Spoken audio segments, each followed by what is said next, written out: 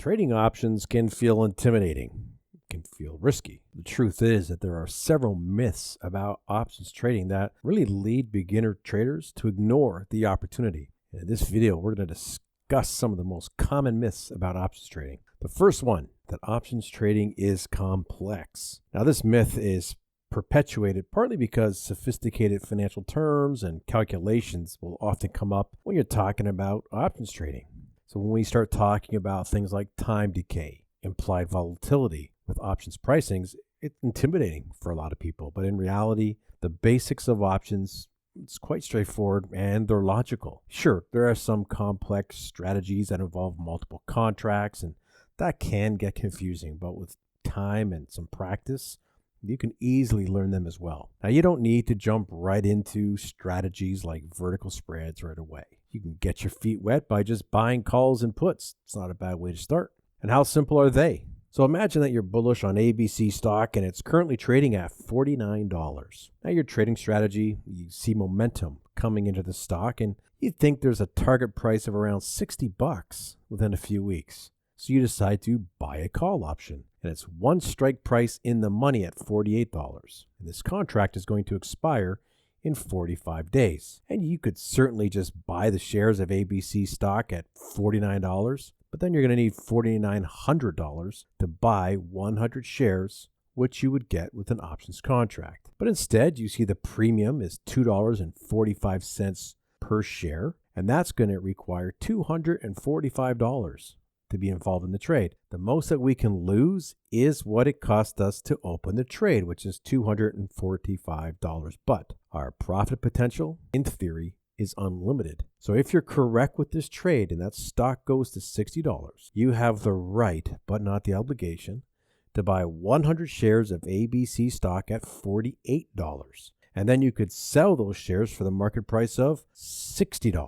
Now, the reality is only about 7% of all contracts are ever exercised. What usually happens is you're going to see the stock rise and the premium start to go up, especially if this is happening pretty fast. So you see that you could sell to close this contract and the premium is now $5.50. So you close the contract and you subtract the cost to set up the trade, which is $2.45. So then you bank $3.05 or $305 for this contract.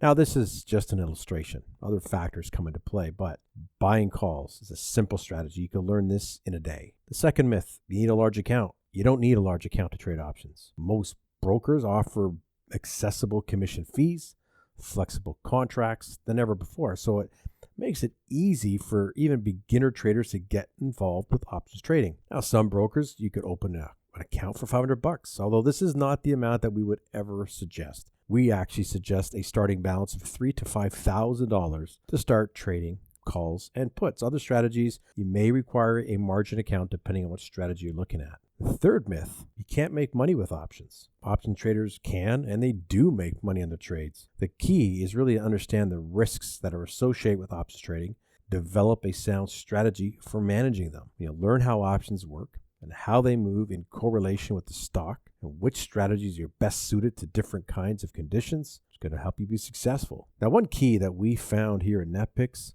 is not holding until the expiration date, because as options get closer to that date, we lose what we call extrinsic value. That's the time value for the stock to make that move that we want. Now, there's various methods out there to take profits, including closing, when you've made a percentage of what you have risked. When you trade options, we're not generally looking for a 1 to 3 risk-reward ratio. In fact, traders close trades at 1 to 1 or even less. It's pretty common. Trading options is not a get-rich-quick scheme at all, and anyone who promises quick and easy profits from trading options, they're probably being a little bit untruthful. Successful options and those that trade them, they understand that it takes time and effort to develop a profitable trading strategy. They're willing to put the work in to achieve their investment goals. So a quick summary, buying calls and puts, simple strategy, requires a smaller amount of capital to start trading with. You do not need a large account size. Some brokers will let you open an account for $500. You can make money with options, but you have to understand the risks that are